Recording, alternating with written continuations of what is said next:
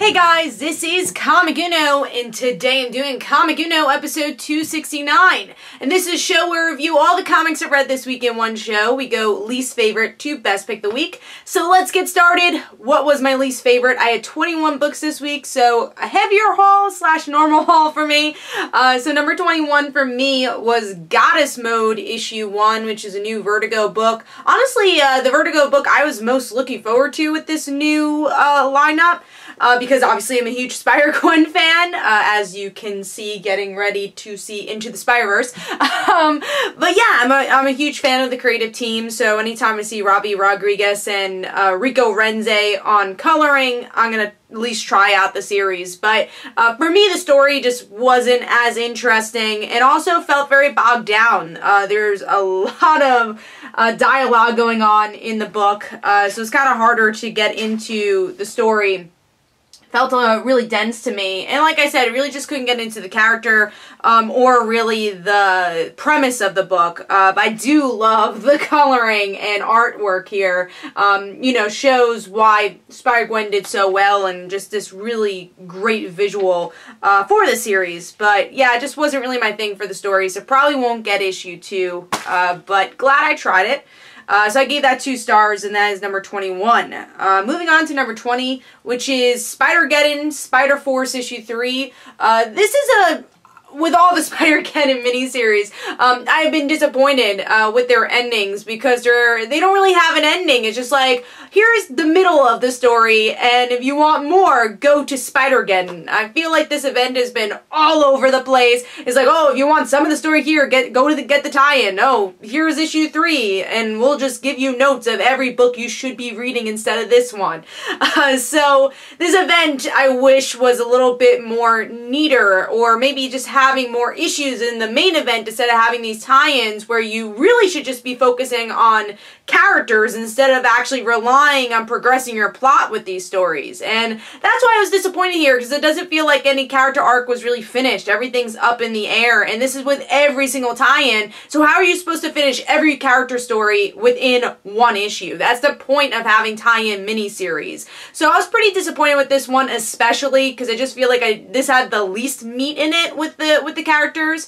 But I did like the Jessica Drew stuff, as always. I really love this page where we get to see the birth of her child, and obviously her missing her baby. So, and also the artwork is really good for this book as well. But yeah, just disappointed overall for the ending, and that we have to wait and probably not get any answers, at least from character stories, with Spider-Geddon issue 5. So I'm going to give that one 2.5 stars, and that is number 20. I'm going to open my water. Hold on. We're going to move on to number 19.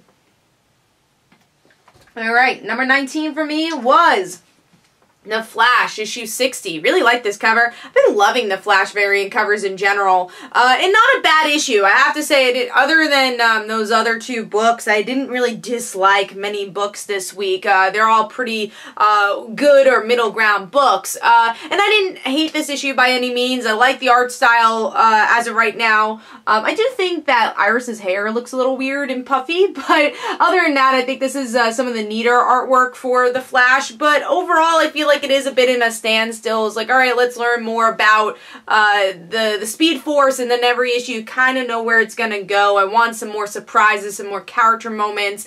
They definitely try to give us some good Iris and Barry moments, but they do feel very repetitive of things we've already gotten with the Flash, and it seems like they're waiting for some event to kind of progress the plot. So I'm gonna give this one overall 3 stars, and I do think this series has improved, though, overall, from this year compared to last year, where I actually dropped the series. So now you know it's definitely improved if it's on my pull list again. Alright, moving on to number 18, which is Sasquach Detective, issue 1. And I dropped one of my books. But yeah, I've never read anything with Sasquach Detective. It just seemed like a Zootopia book for DC Comics. I'm like, let me pick this up. Did not know it's $7.99 until I did picked it up. So I was like, alright, that's kind of pricey. And I'm guessing most of those secondary stories are probably from the Exit Stage left book that came out, which I didn't read. So I'm guessing there's some reprints here, but you do get to learn a little bit about this character, and it is very Zootopia-like of the person you wouldn't expect to become a cop, becomes a cop and tries to relate into this world. I do think Zootopia did it better, but it's a fun story. If you like the character already and you've been liking these style books, go get it, but I don't know if this is like, you must get this book, especially for the price tag. So I'm going to give this one 3 stars. Alright, and that was number 19, I believe. Nope, that was number 18. And now we're moving on to number 17, which is Punchline, issue 2, which is from, I believe, Antarctic Comics. I enjoy the premise of this book, and I always want to support the big, the small indie companies. So I've been giving this a little bit more of a try. And I like the dynamic between the two girls. So what it is that this woman pretty much gives her powers to this teenager, says, hey, I'm going to train you to be a superhero. And then there are people chasing her, and that's the issue. She learns more about her powers. My reason this is lower is I don't really know either character very well, and I don't think it's the element of mystery. There's just not a lot of information there. I don't know these characters outside of them knowing each other in this moment, and I really need to learn more about them to feel more connected to the story. The artwork is really good though. I like the style of the superheroes. I like the action. So I'm going to probably give it a couple more issues, see where it goes, but so far, really interesting premise, but I want it to be above that. I want the characters to have more development. So I'm going to give that 3 stars, and that is number 17. Moving on to number 16. Number 16 for me was Superman, issue 6. I know a lot of people were worried about this issue because we have an older John in the background. How did this happen? And what does this mean for John's character? And that's how it ends. So there is no like big moment in this issue. Like it kind of was spoiled for you in the solicits.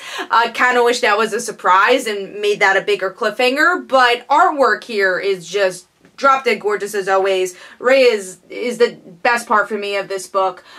So I've been really enjoying his artwork and just all the collaborations Brian Michael Bendis has had in DC Comics and Marvel too, but especially DC now has had a lot of great art collaborators. So that's been great to see in both Superman and Action Comics. But yeah, with this issue, I think they did a good job of something that could have just been fully an action issue. And it pretty much is just Zod and Rogel Zar and Superman fighting, but Superman does explain a little bit more about his abilities and what it means compared to being a human, and I like that opener about Lois, like, hey, like, are you slowing down because of me, and what does that mean for our relationship? So there's some good dialogue moments, but I liked the way they presented the story, but still not loving the story. I don't know why we're 6 issues in and still dealing with Rogel Zar, so I'm just not as invested in that story, but I like the presentation here and interested to see what's going on with John, and glad that we're finally getting that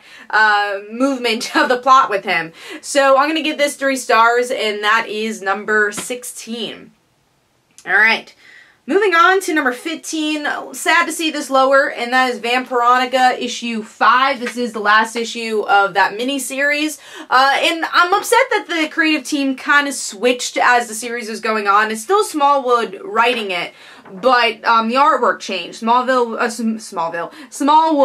was doing the artwork as well, and I loved his artwork so much, and it's something that really made me invested in this book was this kind of chalky lining and inking with the just bright red coloring, which just really made me love this book. And now the artwork, especially the coloring, felt a little bit more damp. It was harder to see what was going on and didn't mix that darkness and brightness as well, even though it's still an interesting visual. And also kind of by the numbers ending of a miniseries where Veronica becomes better. She's not a vampire anymore in the end. So I'm like, oh, you know, I kind of wish they stayed as a vampire. That way these stories continue. And we know these stories are going to continue because we have the crossover coming up with Jughead the Hunger, which I'm really excited for. But yeah, I was a little disappointed with the ending and you know, Veronica dealing with her war spheres was okay. But yeah, I definitely wish this book actually was delayed. That way we could have had the Smallwood do the artwork and writing and not feel so rushed the ending. So I gave this one 3 stars. Definitely going to get that crossover, but I was a little disappointed with the ending here. Alright, moving on to number 14, which is Daughters of the Dragon, issue 2, which I missed issue 1 somehow, so I read issue 1 this week, and issue 2. That's the one thing I don't like about these digital comics. I feel like I keep missing them, because obviously I pick up mostly physical comics. I'm not on Comixology searching, so I try to put it on my list beforehand, but sometimes you forget. So I was a little disappointed I missed issue 1, but glad I was able to catch up, and overall, love Misty and Colleen. That is what makes this book. The Hydra stuff, I could take or leave. The actual plot wasn't great for me, but I just like their dynamic and I like their little one-liners to each other, and that makes it entertaining. Another negative with these digital books, though, is that they're 2 issues in one, and that makes it very long. There's some books that just need to be 20-something pages, and that's a fun read. I don't necessarily think these need to be 2 issues, and I think it's just a weird format, and it's just kind of too long in these stories. So, kind of wish they took the issue format, made it less expensive, so that also kind of brings it down. Maybe it's better in trade if you're in more of a mood to read a trade, but when I read a single issue, I'm in the mood to read a single issue in the format of a single issue. So that's kind of strange with these digital comics. But overall, I'm going to give that one 3.5 stars. Artwork improved in issue 2 as well. I thought the line work was very thin, but here they kind of brought a cartoonier feel to it with issue 2. Alright, moving on to number 13, which is Miles Morales Spider-Man issue 1, which I did do an in-depth review on, so I won't talk too much about it. But yeah, I thought it was very new reader friendly. If you don't know anything about Miles Morales, you learn everything about him here. I really like the voice of his character here too, bringing back his Spanish heritage and just seeing how he interacts with his supporting cast members. It was nice and refreshing because we did have Brian Michael Bendis on Miles Morales for so long, and I didn't really like his previous volume. Loved Ultimate Spider-Man, but just when he went to the Marvel Universe, I think Brian Michael Bendis' foot was, one foot was out the door going to DC Comics, and you could really read that with his Miles Morales run. So it's nice to have a fresh voice on it, a new direction. The actual plot, wasn't as memorable. It's like one of his classmates' brothers is being manipulated and being taken over. So it's like, oh, okay, that's kind of cool, I guess. But not really that memorable of a plot. But I do think this was very good for the new readers, and hopefully there'll be some more hooks for the older readers here. So I'm going to give this one overall 3.5 stars. Not bad. Artwork, definitely different. He looks a lot older here, which I'm like still getting used to, and they've been trying to do ever since he went into the 616. But yeah, like the artwork. Gake's man buns, interesting choice. So yeah, solid artwork overall, but still I think it's going to take me a little time to get used to this style. So I'm going to give this one 3.5 stars, like I said.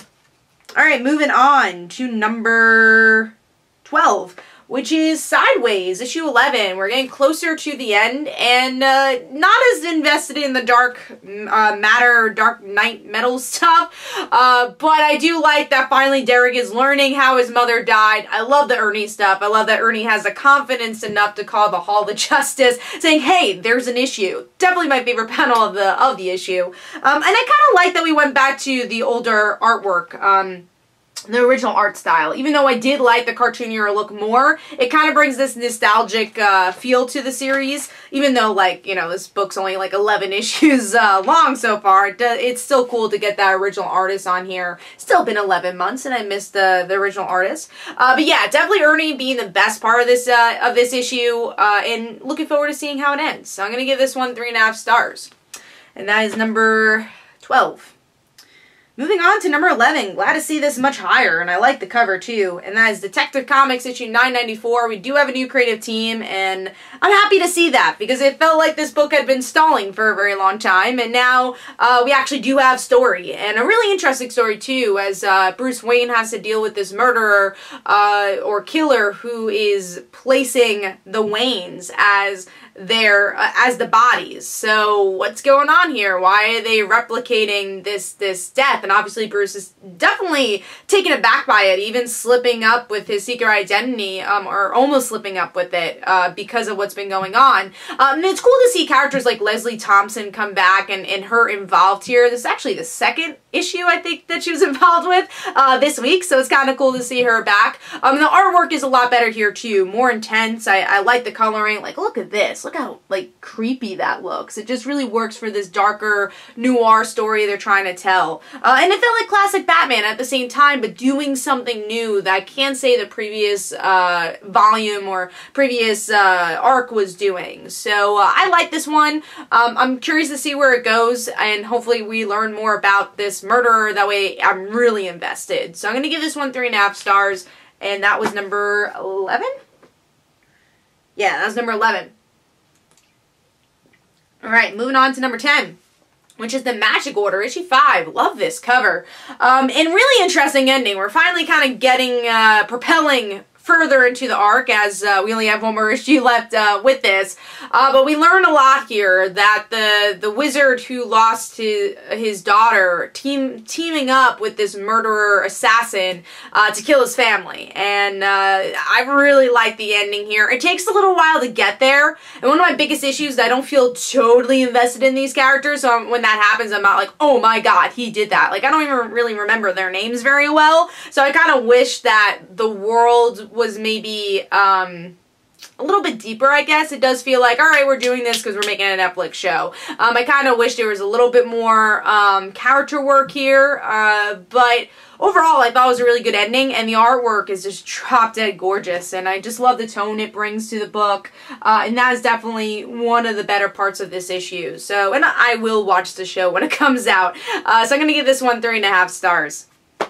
That is number 10. Alright, moving on to number 9, which is Birthright, issue 34, a bit higher than it usually is, but I like the character development they've been doing, and I love that opener of the flashback where Brennan and Mikey are playing video games, and Brennan is better at playing video games than Mikey and saying, hey, you gotta stop button smashing. And that comes into their real life here as they actually fight each other. So we get to see a bit of their relationship as brothers, and how they're dealing with this in real life and controlling magic, and obviously this idea of power. Brennan felt like he didn't have the power in their relationship, especially after Mikey died. Everyone just cared about him. And now he's out to get his parents, so we're going to have to see where that goes. So it's definitely a really consistent book. I do feel like the artwork is still not my thing. It doesn't, as I always say, it doesn't really feel completely rendered. But I did like the story a lot here, and definitely feeling more invested in the book when you have moments like this and just focusing on the family and less on, here, let's build this mythos. Because I understand the mythos, and I think you could build mythos as you build characters, and I think this is the better way to do it. So I've been enjoying this take a little bit more in the recent issues. So I'm going to give that 3.5 stars, and that is number 9. Number 8, another book I didn't end up review on, and that is Fantastic Four, The Winning Special, issue 1. Won't go too much into detail, but it was fun. If you enjoy these characters, pick it up. Nothing mind-blowing, but there's some good emotional stuff and some good funness with the bachelorette party, where they go to a strip joint, and then of course the obvious mole woman comes in and tries to destroy the day. So some predictable stuff, but a lot of fun stuff, especially with Alicia and Sue, and just seeing some other characters like Medusa, Crystal back in the fold with the Fantastic Four, and Jen. And then even seeing some of Alicia's supporting characters was a lot of fun. But I really liked Ben's story with Alicia's stepfather. I thought the Puppet Master, I thought was really cool and surprisingly heartwarming. So I'm going to overall give this 3.5 stars. If you're a fan of Fantastic Four, get this. If you're not, it's not mind-blowing, but it's still, again, a fun issue. Alright, moving on to number 7. Yeah, this did not make top 5, but is Spider-Girls issue 3. Again, what I was saying about Spider-Force, Spider-Force, is that I hate that it doesn't really end the story. It's just like, well, if you want to learn more, read Spider-Geddon issue 5. And then also, I feel like what was a disservice to this series was actually the Spider-Geddon event. I thought this would have been a lot better if it had nothing to do with Spider-Geddon and just these three characters interacting. I think it focused so much on how are we going to get out of here and less on the more interesting part, which is May and Annie interacting, talking about their family, and Anya being thrown in it as well. Kind of wish they dealt with those moments more. They did as much as they could, though. There were small moments here where Annie and May are like, hey, we are one and the same. A, because we're, you know, pretty much sisters in a way, and B, we both lost family members, and we kind of understand that. You know, Annie learning that her mom had a miscarriage, which would have been May, and then obviously May still dealing with the loss of her father. Also really like the artwork here. I think this is some of the best artwork we've seen with Annie and May in a long time. You know, minus obviously Ron Friends coming back when he did for Spider-Girl, but especially with the Spider-Verse stuff, I think this has been the strongest with them. I like how stylish it is, and still Annie and May having definitely their own personalities and own styles shining through with the art. So I really like the artwork overall. So I'm gonna give this 3.5 stars. Again, the Spider-Geddon stuff wasn't as interesting, but I did like the character stuff and kind of wish we had more of that. And maybe, you know, if this was successful, we could maybe get another mini-series that just focus on them. Alright, we're up to number 6, I believe. Yep.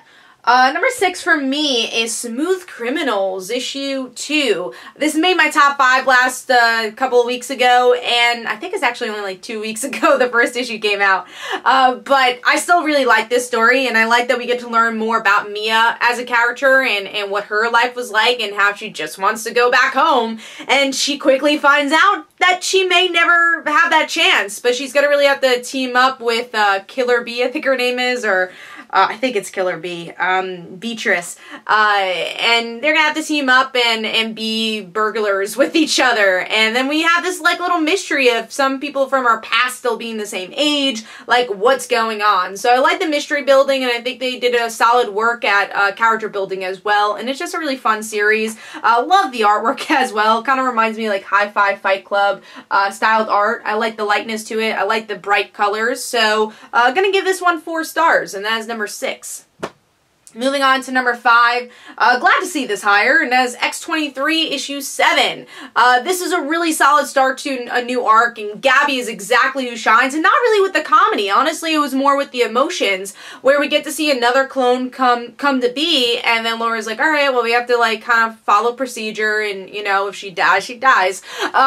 And Laura says like, hey, she killed people, and Gabby's like, I killed people too. That doesn't mean that we trap her and do this to her. So it's interesting to see that Gabby wants to learn more about her, and what is this clone going to be? Is this going to kind of stab Gabby in the back, or is she going to be like a new Gabby type character where she could become better? So, and the artwork I really liked for this issue kind of remind me of Ryan Stegman style. I kind of like the tone to it.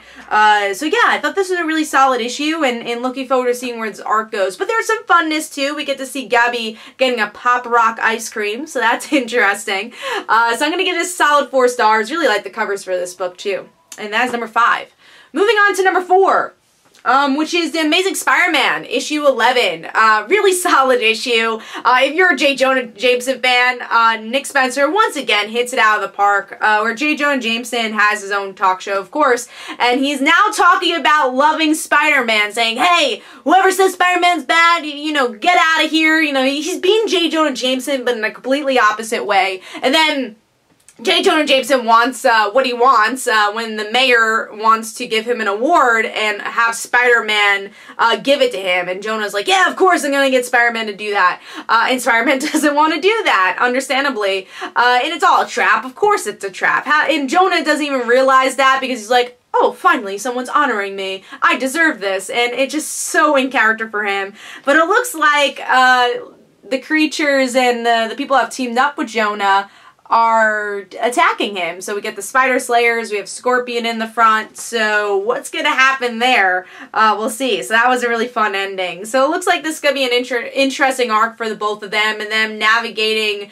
their relationship and what it means now that J. Jonah Jameson knows his secret identity, and finally dealing with that in the main series and not just in the Peter Parker series where it actually happened. So solid issue. Glad that Ryan Otley is back too. I love the expression he gives Jonah, especially with his anger. Again, perfect Jonah issue. I just love it. So, yeah, I'm gonna give this one 4 stars, and that is number 4. Now we're moving on to number 3, which is Go Power Rangers, issue 15. I've been really looking forward to this issue and seeing how that kiss happens. Love this cover. This is close to being my cover of the week. But yeah, let's talk about the artwork first. I've been really enjoying Carlini's artwork here, especially some of the expressions, like the little dots she gives when Trini was surprised. So I like kind of the cartoony aspect of the book, but still meeting Dan Mora's style, especially with the more character-driven stuff and getting that emotion out. But definitely the strongest aspect here for me personally was the Trini and Jason stuff and the Kimberly and Skull stuff. That came out of left field in a good way. I was so surprised how much I liked that. And how, like, stand-up of a guy's skull is, where Kimberly's obviously just on a date because she's trying to deal with her emotions about Matt and wants to make out with Skull because of it. It's just kind of taking those emotions out. And obviously everything that's been going on with the Power Rangers as well, but especially her emotions with Matt, and Skull sees that. It's like, no, I don't want to be that guy. And even though this is his dream, you know? And then you get to have that parallel of them going back to the fair. Just, that was the first date that Kimberly had with Matt. Really surprise story for me. And then we have the great flashback with Trini learning that her father was in, you know, in the military, which I think we knew that, but really exploring that. And then her running faster than the planes. And now Jason and Trini are sharing their heads. So Jason learns that Trini likes him, and what is that all about? And I really like kind of this awkward love that we get to see with both Kimberly and Skull, and especially Trini and Jason, and then hopefully exploring, does Jason actually like Trini, or is it just because their emotions are together right now? And I really like that Trini is the first person to learn that Jason's dad's sick. There's so many great, like, small character moments here. I do think the thing that slows it down, but I still liked it, was the Rita stuff. I kind of wish they focused more on the Power Rangers, but I do like learning more about Rita outside the twirling mustache of, it's been, you know, 1,000 years, and her shouting at everybody. It is nice to kind of learn where she came from. But I wasn't as invested in that story as I was with the Jason, Trini, Kimberly, Skull stuff. But really solid issue, and if you love character-driven stuff, read Go Power Rangers. Is some of the best character stories in comics right now. Really been enjoying this one. So I gave this 4 stars, and that is number 3. Moving on to number 2, which is Spider-Gwen, Ghost Spider issue 3, a series that I've been so surprised by. I mean, I love Spider-Gwen, so I'm not surprised in that way. But I've been surprised at exactly what I've been saying about those other tie-ins, is that Spider-Geddon has given these other series kind of a hard time. It's just like there's some really great character moments they can do, but never truly are able to develop because they always have to tie in back to Spider-Geddon. And the event kind of destroys what the potential is for those characters. But with Spider-Gwen, actually Spider-Geddon helped the character because we get to explore this new universe, and it didn't feel as attached to Spider-Geddon because it was more just Gwen saying, oh, I have to get back, how do I do this? And they make it more emotionally connected with the Gwen Goblin. And I love the Gwen Goblin MJ stuff, and that MJ's the one to save Gwen Goblin. I do think it was a little rushed. I'm like, okay, that was kind of quick. And I understand you only had 3 issues to do it because, again, the time that Spider-Geddon allowed you to have, but I want to see these characters again, and I'm surprised by that. When I opened up this series, I'm like, oh, I want to see the, you know, the Mary Janes. I want to see Gwen's dad. I want to see Reed Richards. You know, I want to see all these other characters. And I'm like, do we have to really go to another universe? But the writer made me invested in this universe where I'm like, oh my god, I want to see these characters again. So I've been pleasantly surprised by it. Overall, I like the artwork too. I do think times some of the emotional stuff could have been written in their faces a little bit more with the facial expressions of the artwork, but overall it's solid art, and I do like some of the jokes that the issue hits, especially with Mary Jane screaming, and then Gwen's like, all right, like, lower your voice, and she's like, ah. So the lettering's really good for the issue, and I always love Ian Herring's coloring, and I think it brings kind of a new vibe that Rico Renzi had with obviously his run with Spider-Gwen. So Overall, I'm going to give that 4 stars. This actually was my cover of the week. I love the Goblin, Gwen, and Spider-Gwen going up against each other. Also really liked Betty and Glory here, that they're detectives, and they were funny detectives. I love that they had a bet on that Harry was Spider-Man. So there's some really funny moments in this issue, even though there's some emotional moments that they have to hit with Gwen and Mary Jane as well. So I'm going to give that one 4 stars, and that was number 2, like I said. Moving on to number 1. This is the obvious number 1 for me this week, and that is Batman Annual Issue 3. Once again, Tom Taylor hits the feels. After Injustice 2, Annual Issue 2, I'm like, how do you top that? And man, this was a really good kind of continuation for Tom Taylor's voice of Batman and Alfred, where we get to see the point of view of Alfred of when Martha and Thomas died, and how he took care of Batman, and how he always worries, and that he is his dad in so many ways, and how Bruce kind of abuses that in a way. And then Leslie's like, hey, you know, take care of your dad, you know, it's Father's Day tomorrow. And then Bruce does the unimaginable and doesn't become Batman for the day, and he's like, no, I'm gonna take care of you. And I was like, oh my god, that's such a special moment. So it was just such a great issue between Alfred and Batman, and just seeing his point of view. Also really like the artwork, and it's just a really great issue. So please, Tom Taylor, write more Batman and Superman, because I've been loving your stuff. I would love to see what you could do with a Batman ongoing series. I know you have a lot on your plate, but I want to see you write Batman more, because this was so great. And it was a nice new flavor, because obviously we've gotten a different style of storytelling with Tom King. So it was nice to kind of slow things down with this annual and become even more character driven. So I'm going to give that one 4.5 stars. Hopefully you guys enjoyed. Let me know in the comments below, what did you think of your comics this week? This is Comic Uno. Don't forget to follow me on Twitter. Don't forget to like my Facebook page. Also, in the description below, there are links for my comic book, Like Father, Like Daughter. Don't forget to like the Facebook page of Like Father, Like Daughter. And of course, every Tuesday at 10 p.m. Eastern Time is a new Frontline Live, where we talk about our top 5 comics and comic news. So be sure to check that out as well. So hopefully you guys enjoyed, and I'll see you guys later. Bye.